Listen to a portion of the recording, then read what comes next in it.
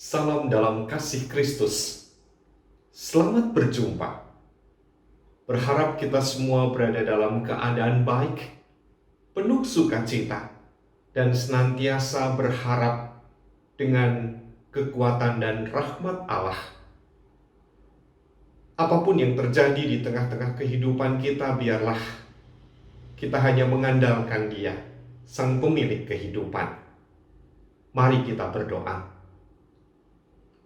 Kami bersyukur dan berterima kasih kepadamu ya Bapa, karena Engkau senantiasa memberikan penyertaan dan pertolongan. Ajarkan kami untuk mensyukuri berkat dan penyertaan-Mu, suka dan duka, sehat dan sakit, yang kami yakini Engkau tidak pernah meninggalkan kami. Kami berserah agar melalui firman-Mu, kami semakin dikuatkan dan dimampukan dalam kesetiaan kami mengikut Engkau. Di dalam Kristus kami berdoa. Amin.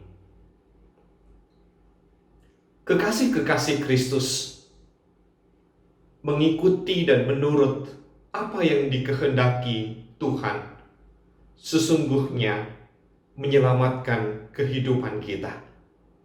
Namun, bila kita tidak menurut apa yang diinginkannya, yang terjadi adalah celaka, fatal, dan mematikan.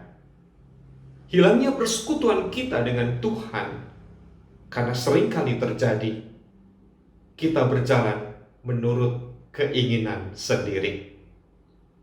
Melalui pembacaan firman Tuhan pada hari ini di dalam 1 Samuel pasal 15 ayat 24 sampai dengan ayat yang ke-35.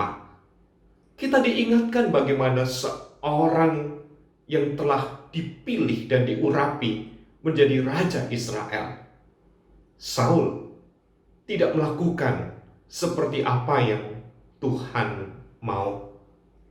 Ketika kita bersama-sama mengetahui Tuhan memerintahkan kepada Saul sebagai pemimpin Israel agar menumpaskan orang Amalek, karena dalam sejarah mereka menghalangi perjalanan Israel yang keluar dari tanah Mesir. Semua harus ditumpas. Penduduk, bahkan sampai rajanya, binatang-binatang peliharaan dan apapun, jangan ada yang dibiarkan. Semua harus dibinasakan. Namun, apa yang dilakukan oleh Saul?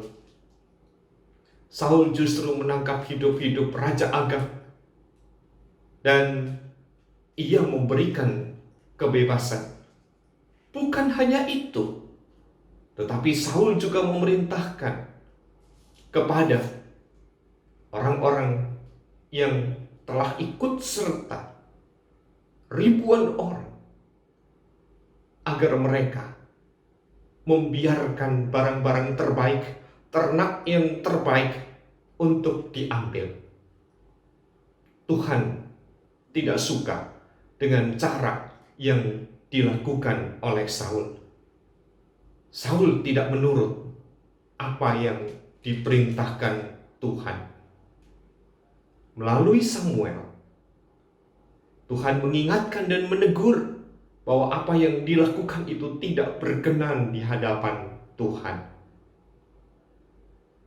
Tindakan itu menjadikan Saul tidak lagi dipercaya sebagai orang yang memimpin Israel. Apapun yang dikatakan oleh Saul, apapun alasannya, tidak dapat lagi diterima oleh Tuhan. Bahkan pengakuannya pun dengan berkata, "Aku telah berdosa, tetapi tunjukkanlah hormat-Mu kepadaku sekarang di depan para tua-tua bangsaku dan di depan orang Israel. Kembalilah bersama-sama dengan aku, maka aku akan sujud menyembah kepada Tuhan Allahmu. Apapun yang dikatakan oleh Saul, tidak ada lagi kesempatan. Bukan berarti Tuhan tidak mengampuni. Namun, yang dilakukan oleh Saul adalah tindakan menurut caranya sendiri. Kekasih-kekasih Kristus, betapa indah, baik, dan sangat berarti sebagai orang-orang beriman, sebagai orang-orang percaya, jika kita menurut dan setia kepada Tuhan, bukan berjalan menurut cara dan aturan kita. Ada banyak pergumulan yang sekarang kita hadapi di tengah-tengah pandemi yang berkepanjangan. Bahkan di tengah-tengah situasi di mana kita bergumul, merasa pedih akan keberadaan diri kita, keberadaan saudara kita yang kini sedang terpapar, berjuang untuk mempertahankan kehidupan. Apa yang harus kita lakukan? Jangan abai, wujudkanlah kesetiaan kita. Dan jangan kita menyalahkan siapapun, tetapi marilah kita belajar untuk mengoreksi diri kita, melihat diri kita di dalam kita merawat kehidupan. Anugerah Allah senantiasa bersama dengan kita, tetapi anugerah itu juga harus dipelihara dan dipertanggungjawabkan dengan baik. Tuhan menolong dan menyertai kita. Kita berdoa. Terima kasih untuk sapaan yang Kau nyatakan pada kami. Kami ingin setia kepadamu. Kami tidak ingin menjadi seperti Saul yang bertindak menurut caranya sendiri. Karena kami tahu seharusnya lah ketika kami telah dipilih dan hidup bersamamu, kami selalu bersama dengan Engkau.